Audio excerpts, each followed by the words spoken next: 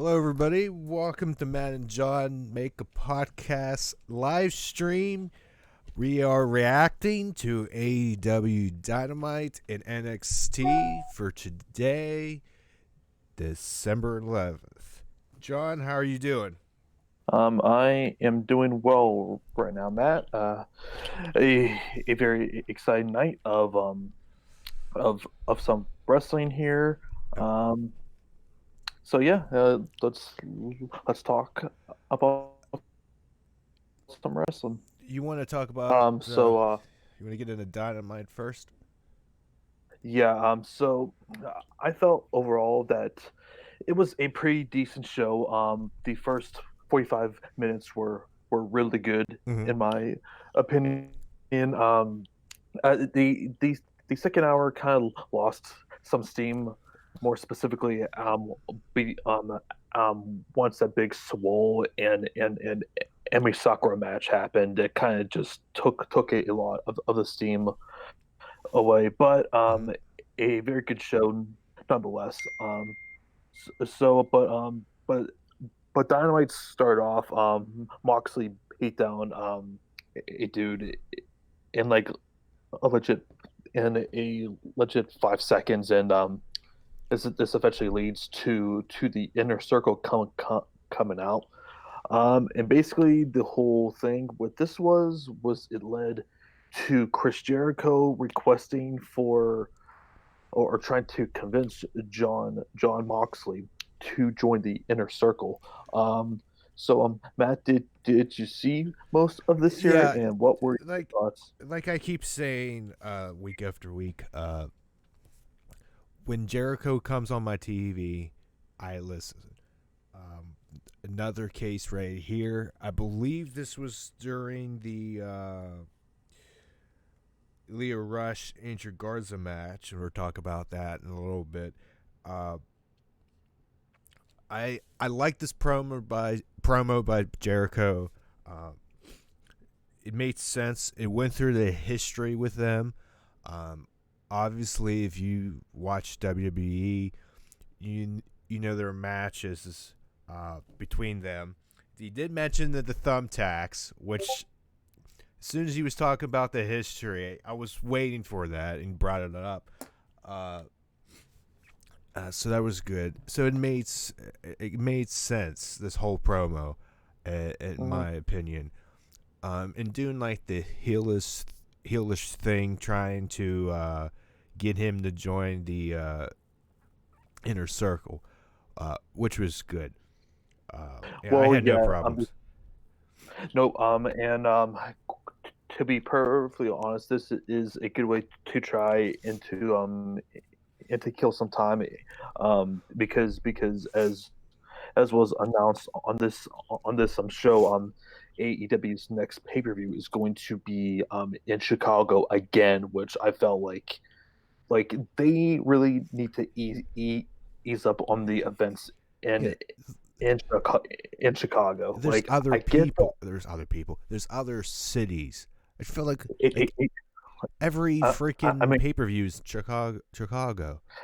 yeah, this would be, I believe, there because they had All Out in August. They just had a TV there, what, 2 weeks ago, and now they're going to be in Chicago again for another pay per view.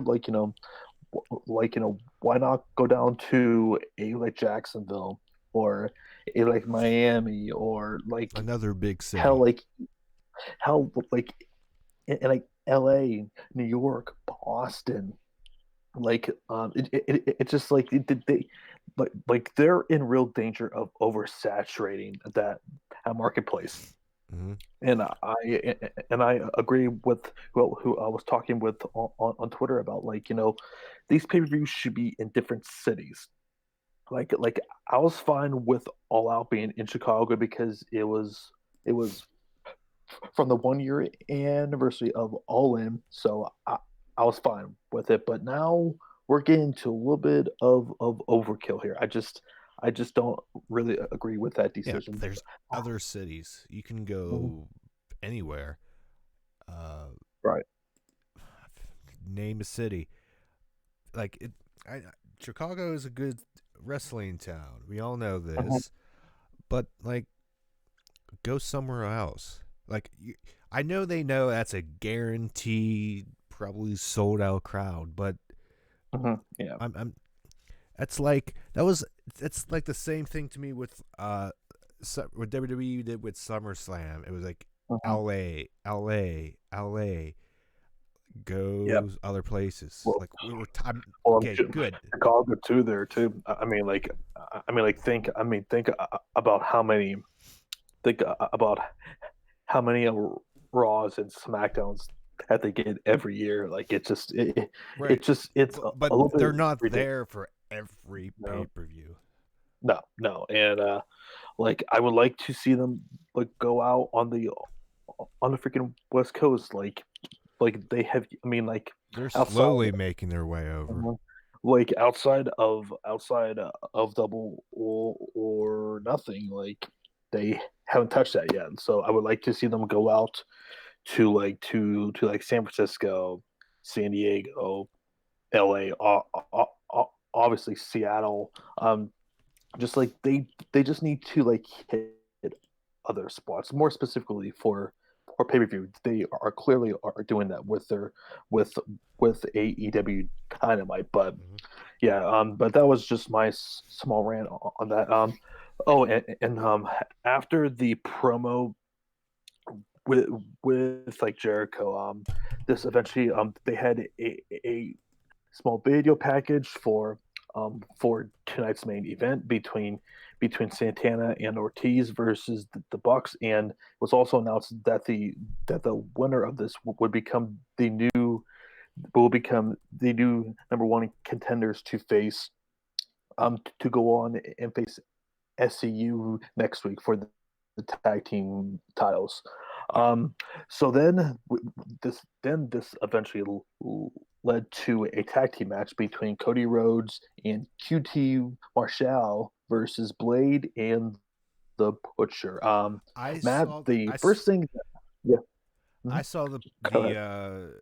uh the picture of the preview of the match, and I was like, "Who's QT Marshall? Mhm. Like, Oh yeah, where did he come from?" if they would have actually shown MGF some video package from last week, this would have helped. But basically, with MJF, he was going to put like the most incompetent guy in Cody's corner. So basically, we should just consider QT Marshall as a freaking jobber, which essentially is what he is. He wrestled And like it. yeah, like some of these dives, which I was I like, ugh. Yeah, I caught most of the end because I was going through NXT, and there's a couple dives at the end. It was like, uh, it it, it didn't look good.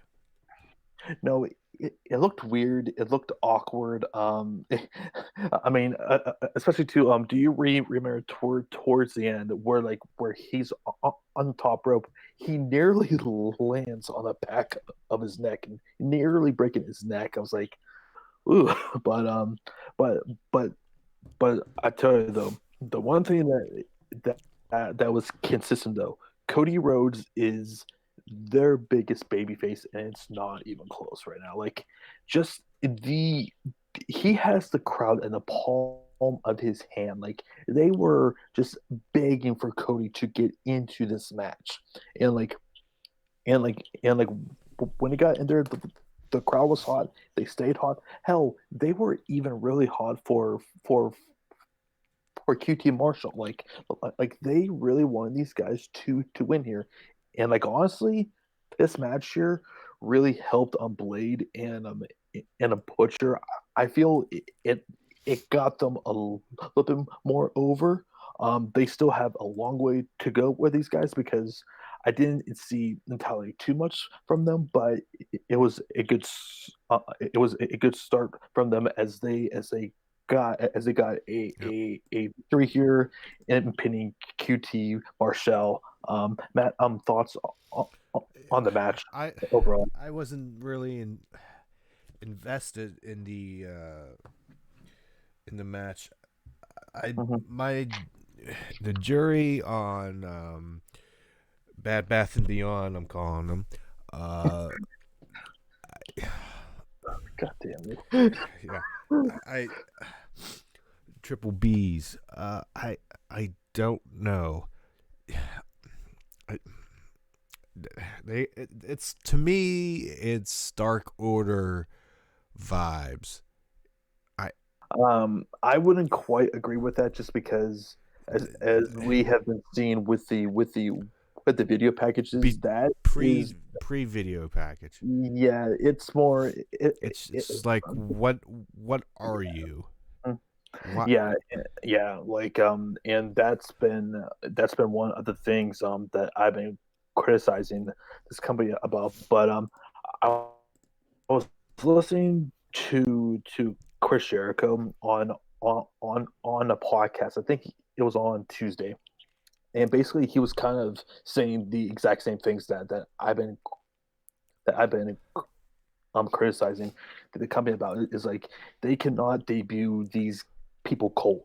Like it just like No. for people who don't follow independent wrestling, and we talk about this on the podcast every single week. Like we need a reason to care about these people. But I will say this: incorporating MJF into this whole thing was genius because now it it gives these guys a direct reason to be involved now, rather than like I got sick of like Cody and that was it.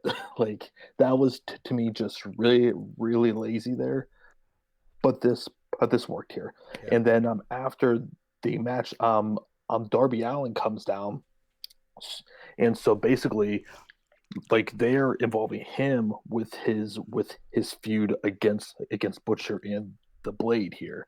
So it's kind of interesting to see how they're like they have like I mean they obviously have the main feud with MJF and Cody, but they also have this little side feud with Darby Allin and Cody versus Butcher and the Blade here, Matt. Yeah, that's I totally missed Darby Allen come out. Mm-hmm. I saw the very tail Yeah. end. But I'm interested to see where they're going. At least Mm-hmm. there's side stories, Right. more layers to it. Uh, just want to Which see honestly, which which honestly, we don't entirely see too often, which is why I in can this day kind and of age. Yeah. appreciate it. Well, and especially too, Darby, he is over. Like every time he comes out, he gets a consistent reaction every single time that he comes out. So this has some really good potential here. I'm very interested. I'm very interested to see where this story goes. Yeah. But after this match, we get a phenomenal promo by Maxwell Jacob Freeman.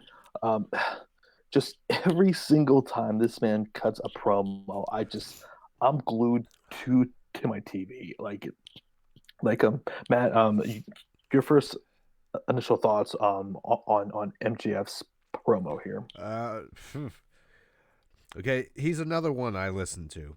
I turned the Mm-hmm, volume up. I think it was an excellent Hill promo.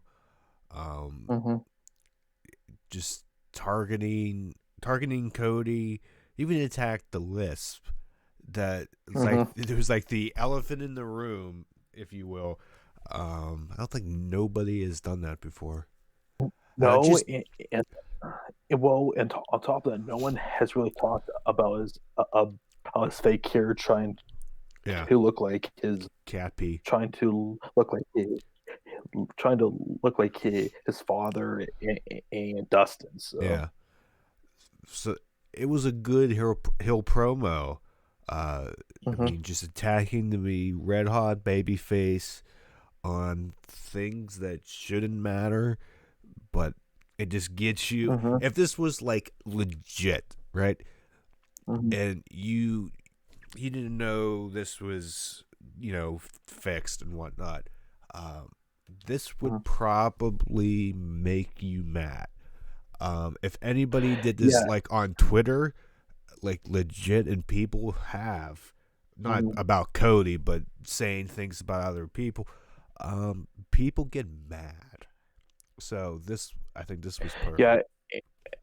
and I think what this also like this was a clear example too. This is the clear difference between being a very good heel over and being a Baron Corbin heel, which is in my opinion go away heat. Yeah. So, I mean, like to me, I think this really like like really just shows that here in my opinion. But I mean, like just with the promos with him and Cody, I am dying to see this match now. Like they have built this up really well. I mean, like it, if if their matches are anywhere near as good as what their promos have been, like this could be a very pivotal feud for AEW as they continue going along as a young company here. Mm-hmm. Some other things MGF talked about basically that he did accept Cody's challenge. However, he said there are going to be some stipulations which he's going to talk about when they get into Jacksonville. I'm not sure if that is like next week or if that's on their if that's on, on their New Year's Day Which show. one? So What's what do you? What were you talking about? I'm sorry. I was. What segment? What's? pay attention, man. I'm doing other stuff here. I got Yeah, 50, um, 50 other things yeah. going here. Um, I was talking about MJF and basically that to be he's going to be describing his stipulations for his oh yeah, okay. impending I believe that event. is, if I remember correctly, New Year's Day. I Yeah, I'm think. pretty sure. Yeah, because I believe that they're somewhere else in Texas next week, and then they are off for Christmas after that, and then they come back to Jacksonville on New Year's Day at that same theater where they had I believe that was Fight for the Fallen if I'm not mistaken there. So, but a very good promo none nonetheless. Then we got another really good Dark Order, another very good Order vignette. You know, and nothing new that I haven't already said about these here. Mm-hmm. These should have been done before these guys debuted. You know, Yep. I'm excited to see these guys now. So, um, Matt, anything more to add there? Nope. I really didn't hear it because again, watching NXT, and I could pretty much get the gist of it. The guy laying in the hotel room, and the TV comes on, and it's actually talking to him. Um, Again, nothing else to say. Just another promo for the Dark Order. Right, and this is where the show kind of went off the rails a bit. Emi Sakura, this this woman sucks. I Like I just I don't know how else to say it. She is not that good. Like anytime she comes out, there is crickets, and when especially when you're debuting someone as a big swole who to me has the charisma, has the athleticism, and has the in ring style to get over. This was a very bad idea to put her against Emi Sakura because as like you texted me, Matt, like It's this it was match gave me diabetes. I don't it want to just say what like I said because I don't want to offend I, people. I mean it just like she is so awkward and not in a good awkward way in a get the hell off of my freaking It's TV it way. wasn't fun to watch. Like And it went on way too long big on top of like that. big swole. Like she did not to me did not look good in this match. There were some punches she was throwing against Sakurai that looked like didn't even come close. It just looked Yeah. sloppy. They did Mm-hmm. that uh, part with the mic into the stretch and the one submission. The ref That was took it away. stupid. What? It was stupid as And hell. I'm just like, and like everybody on Twitter was like, "Oh, Big Soul should go over quick. This should be a relatively quick match." Yeah, yeah, And it went on exactly. and on I and on. and this continues to be a problem with with the women's division. We have no storylines outside of the There, cringe there is none. Randy. Yeah, exactly. Outside of the cringe Randy stuff, which we don't exactly know what that's all about there. And there was just a It's promo, just like and there was just a little promo, but that's just like it's like Brandy uh-huh, centric. There's no. uh-huh. Where is Riho? That's a very good question. And also Brandy brought her up. I'm like if if she was not going to appear somewhat regularly on your TV, then why in the hell did they put the title onto her? Why did they not just put the title onto freaking Nyla Rose? I like I There's get it. She is everyone's there's nothing cup of tea, but consistent. Britt, exactly. Britt Baker has been on the TV the most, Uh-huh. and thank God next week, I believe it's next week. Yeah, you got Britt Baker and was it Kyla? What's the Course new? Statlander. Yeah, No, Course Statlander. yeah, whatever her name is. Um, see, that's how much I know. At least that has a potential to be something good. And make I think something of it. I'm, but at the same time with Britt Baker, she's been really up and down too. Right.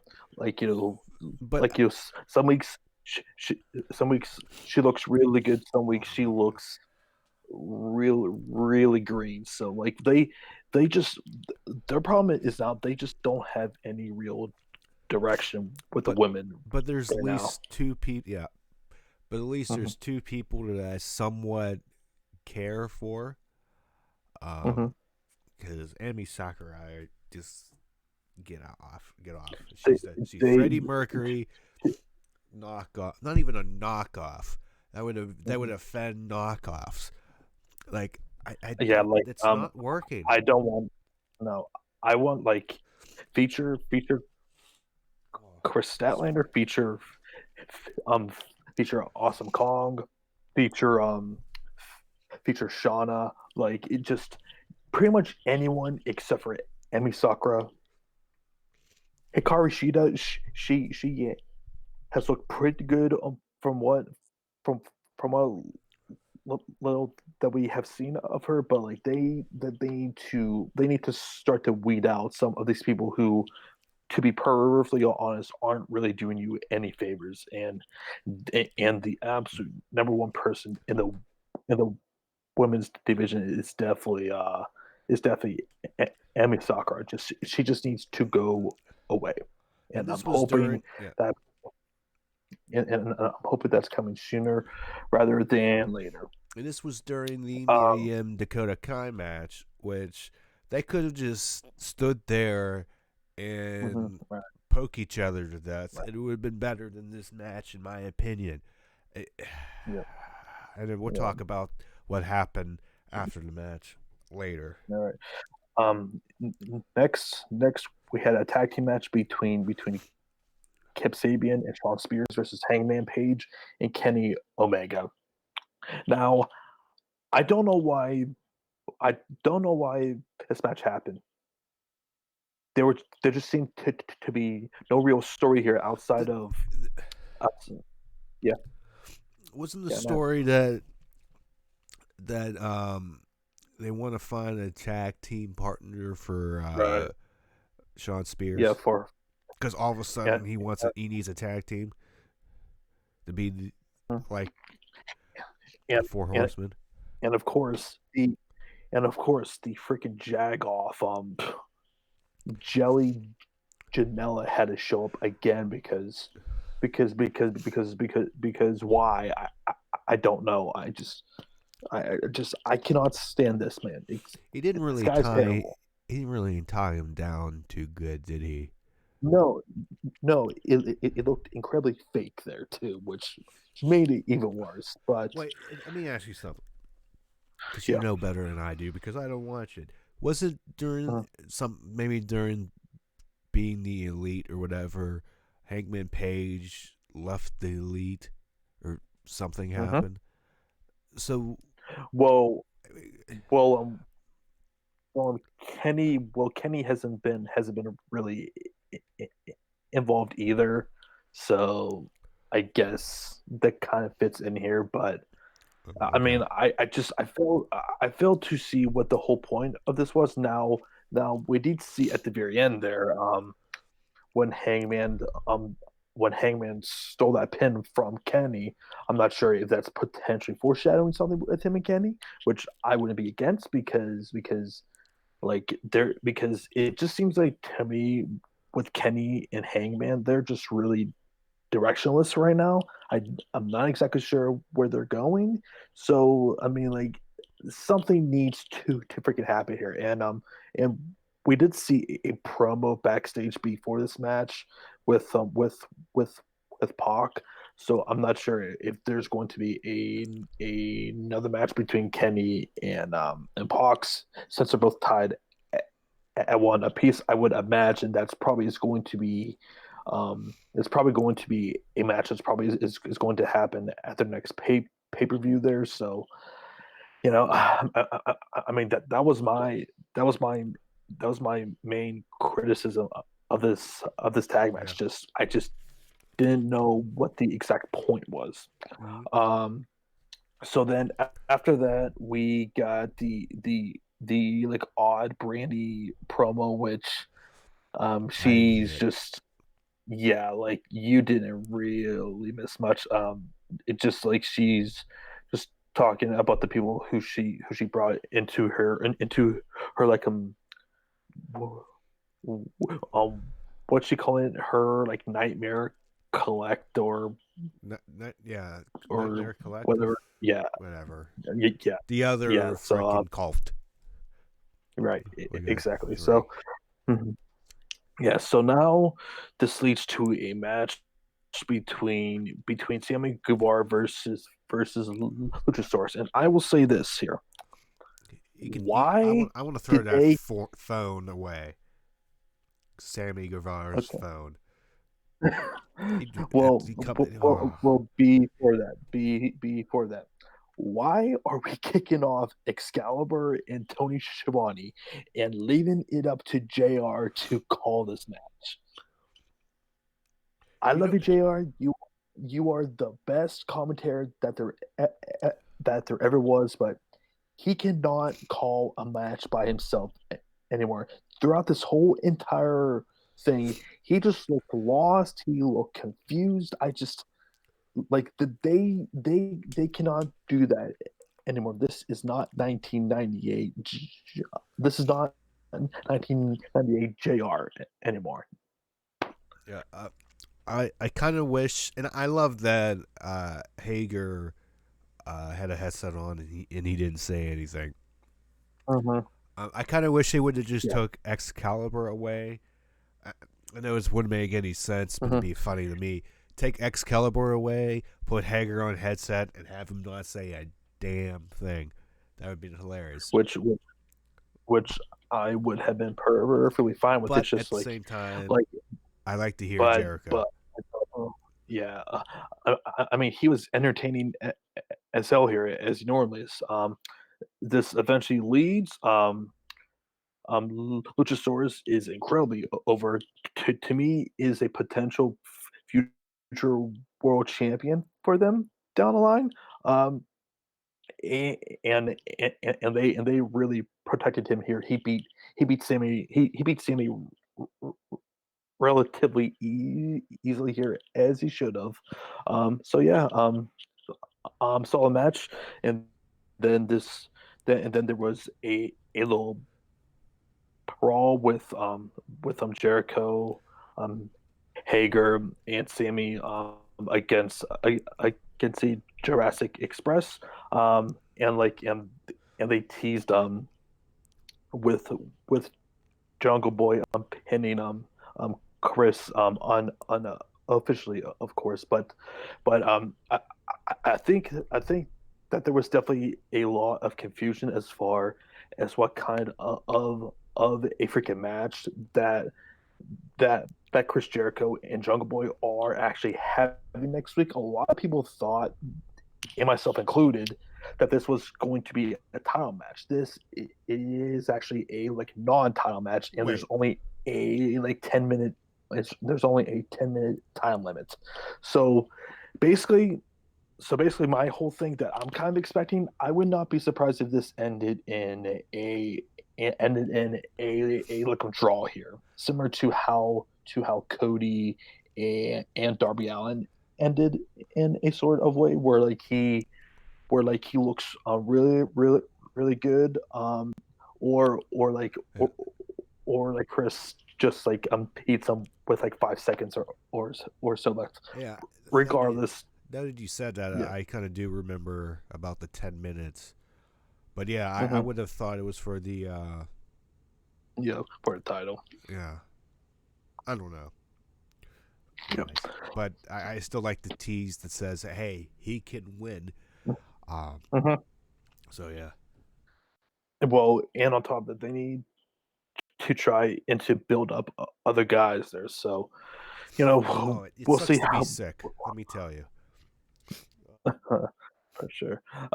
Okay, so then this leads to the main event. It's a Texas street fight between the Bucks versus Santana and Ortiz.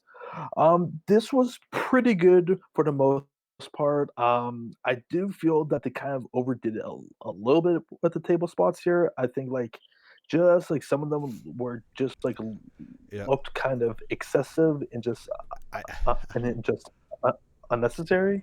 I saw the replay and it was just But table, table, table. I believe that there was like at least 6 table spots, if I'm correct. But honestly, I like this match more than their match from like Full Gear. It just like I think it was better since it was shorter and not try and do like and not and try and do so much with in like 25 minutes, whereas here I believe they only had like 15. So this worked pretty well for the most part, and this Yeah, eventually I leads. just. I'm Yeah. sorry. Go Mhm. ahead. And this eventually leads to with the Bucks. They are your new number one contenders for the AEW tag team titles, and they will be facing SCU, and they would be facing SCU in 1 week. Matt, thoughts on this and Um. thoughts on them facing SCU. Um. I felt like I had. I was really paying attention to the NXT main event, and but I feel like maybe a little bit they try to put too much into one match. Uh, but I like the beginning uh, with the spot off the stage onto the table, stuff like that. Mhm. It was cool. Um, I mean, it wasn't bad for what I saw. But I'm glad the Young Bucks got a win. They kind of needed one. Uh, we'll see if they win when they face SCU. But that match Mhm. should be good, in my opinion. I mean, like it always is. Yep. Yep. I definitely agree with that. There.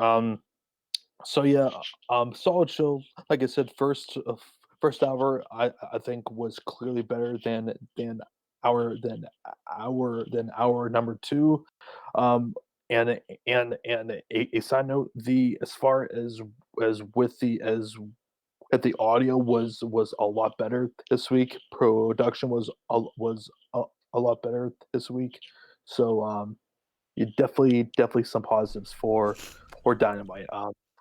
But now it's time to move on to NXT. Matt, I Oh man, I'm will gonna struggle let you through NXT. go. My Uh, my okay, well, like, I know okay, this is. I am like sick as a dog here, but well, I'll try to get through it. okay, yeah. Just go through the main important I got stuff notes then. for everything here, so I my little All right. stuff. We Okay. start out the show with Leo Rush versus Angel Garza for the Cruiserweight Championship. What a way to start out the show. This was an awesome match. When you go back and watch this, uh, you're going to love it. Just those two were great with each other. And Angel wins the championship. Yeah, again, But great match. that kind of surprised me a little bit. But I think it really shows also how high that they are I, on Angel Garza I right now too. he's gone over. I think he was getting more cheers than Leo Yeah. Rush, and I wasn't surprised by this because they had a match before he lost, and if he loses Yeah. again, unless there was Right. some crap that kills him, but Hmm. he's over. Yep. Go with him. Then we had a. Let me tell you, this NXT show had a lot of good promos. Promos for the women's match next week and the Hmm. triple threat match main event. We had a Shayna Baszler promo. I think this was well done, well produced. They have her tinkering with a muscle car, and she compares other women wrestlers to Teslas. But she goes, "There's something about like that old classic muscle car, like herself." You gotta watch it. It makes Hmm. sense if you watch it, which I like that analogy. She talks about Hmm. flavors of the month. Every big women's wrestler that was popular at the time, she goes through Candice LeRae, Bianca, Nikki Cross, even Bailey Io and Shirai. Io Shirai, even Bailey and Becky Lynch at Survivor Series, and she just says Rhea's gonna be another person. Yeah. I don't think that they really have a choice here. I think that you kind of have to put the title onto Rhea here. Oh yeah, of I course, but but I think it's time. I think it's time. well, yeah, but I'm just saying for that promo, like Yeah, it yeah, makes yeah. sense. It was well done. Then we get I think it was a commercial break. We come back to a Finn Balor promo on tonight's main event. Again, well done again. He was talking about his NXT past, and he was like he held the championship for how many days? First Universal Champion, and just bashing everybody else. That was a good one. Then after this, we had a post-match promo from Garza. It was recorded. He cut a promo to the crowd. He brought his girlfriend into the ring and proposed to him. Proposed to him. Proposed to her. And of course, she says yes. Whoopsie daisy. Uh, so it was a good moment. I would hope so. That would be awkward. Uh, Yeah. then we got Raul Mendoza versus Cameron Grimes. This was because last week Mendoza was going to face Kushida, but Cameron Grimes attacked him. Uh, Mendoza came out just guns a blazing, which makes sense because you cost him that match last week. And Raul gets the upset. Mendoza gets the upset over Cameron Grimes. And Kushida appeared, took his cowboy hat off the ring post and put it on. Little funniness there. Good match for what it was. Can Mendoza win? Then we had NXT UK's Travis Banks versus Forgotten Sons Jackson Riker. Banks gets the win, and I put here we need a reason to get invested in Forgotten Sons, and pretty much that's if you can't hear me, sorry, that's how much I give a crap about Forgotten. That's the best name of any tag team, Forgotten Sons, because we forget about them. There's literally zero reason to give a single crap about those guys right here now. We go on. This was the match that was opposite of Emi Sakura and Big Swole.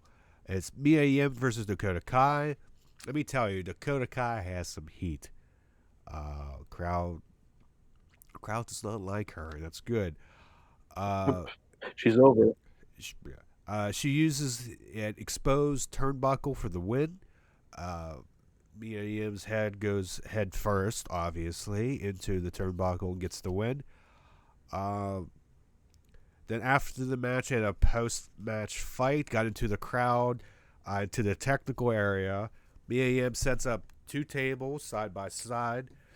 And they get up on the technical area and do a slam suplex, through the table. Supposed to go through two, only went through one. But if you saw the gifs on Twitter, Dakota landed pretty awkward. Yeah. It looked it was brutal. And from what I can tell, there's no padding there. It was like just table, floor.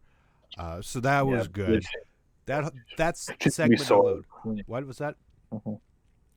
That segment alone. I'm sorry. Sorry. Yeah. That segment alone beat AEW's women's segment.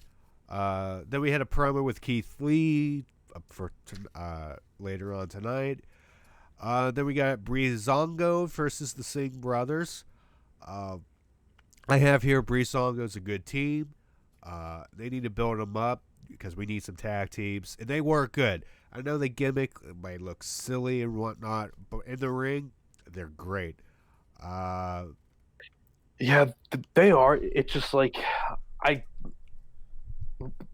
just can't buy any tag teams right now against the Undisputed Era, and that's and like I said this last week on the podcast, like that is the one true weakness of NXT right now. It's just like they don't have any tag teams right now, or like competitive tag teams to feud against the Undisputed Era.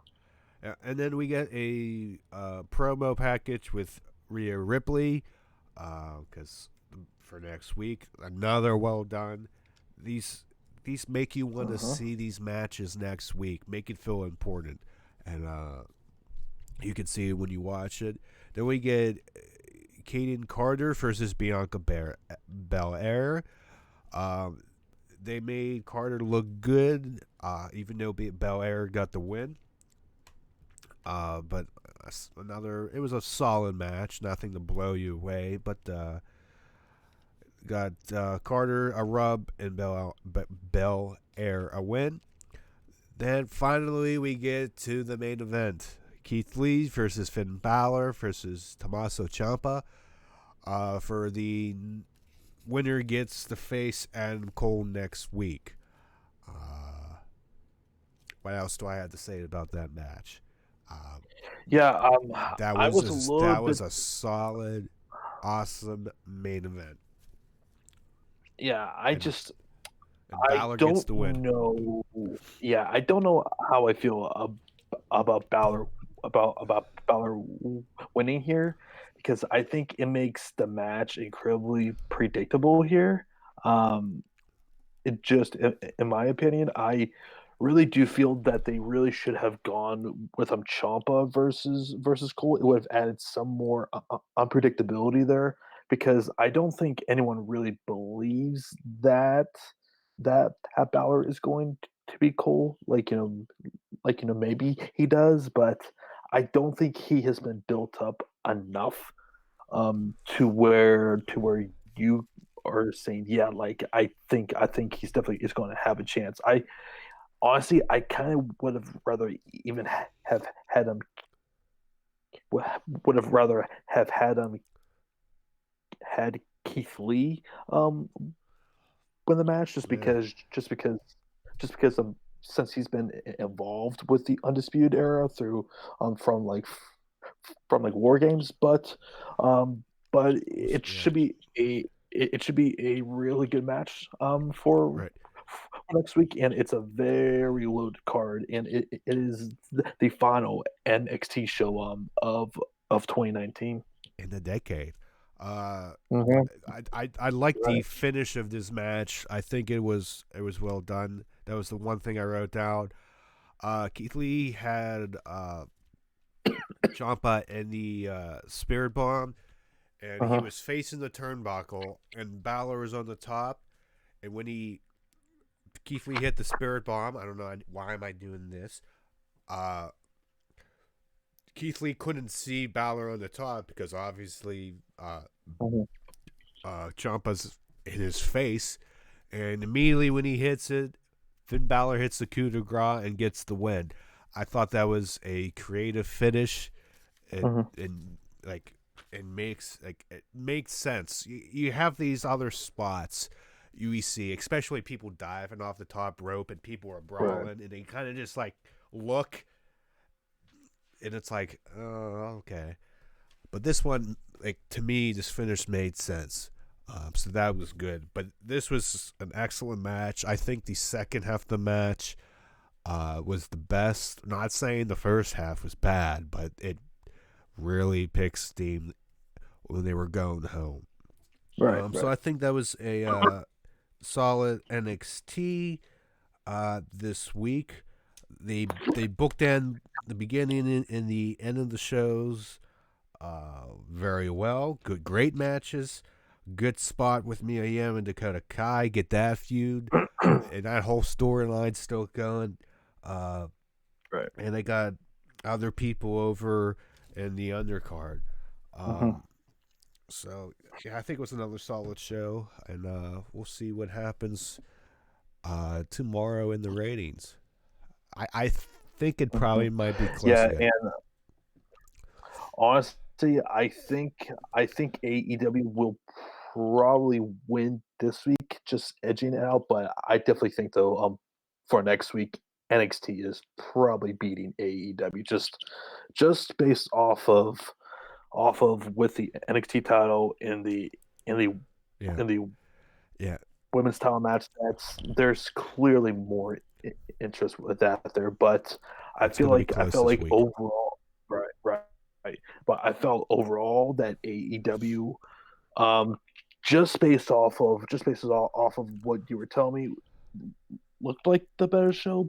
But um, You say AEW? but yeah, I'm gonna say AEW. Although I still need to actually see NXT still. Yeah. So There's a couple parts of AEW that were, I don't know. I, I, se- I second can't, half, I can't, second half of that show. yeah, I can't, I don't know if I can argue that point. Like, I can see both. I can see people from both sides. Well, I mean, just strictly a from from like Cody to MGF, from like from like Yeah. Jericho and like I, Moxley. I I think, feel like those 45 minutes there were made up for going up against what NXT had, but I from a like match standpoint, obviously NXT I here. think in ring promos, because I think AEW was the only one that did any. AEW wins. Video packages, for hype, I think NXT. NXT, and Yeah. for in ring NXT. But we'll see what the ratings do. It's got to be close. If it's a relatively blowout, I don't know, a couple 100,000, I'll I be shocked. I I don't think we're at the point now where neither brand is going to really separate each other. No, it's going to be close every week. But yeah, but if they do, clearly next week would be the week that NXT kind of separates itself from AEW. But even that, um Chris Jericho is going to be wrestling, and there's also a tag team title match with the Bucks Yeah. against SCU as well next week. So yeah, so Matt, anything more to add before we Nope. head out here? Another solid Wednesday of wrestling for Yeah, us. guys. So that's yep. So that's going to do it for this first show. I know that we had some issues with the lagging of like live stream. We're gonna try and get this um we're gonna try and get this Was figured somebody out. This has telling you? been Did somebody tell you that? no. I've like kind of I've kind of noticed it watching it. Like there's a slight delay from us there. So We mean the delay and well, we'll talk yeah, about it off the air. yeah. So yeah, so yeah, I guess stay tuned for our for our weekly podcast. Those drop on every Saturday at, at 3 p.m. Eastern. So until then, for John and for Matt, take it easy.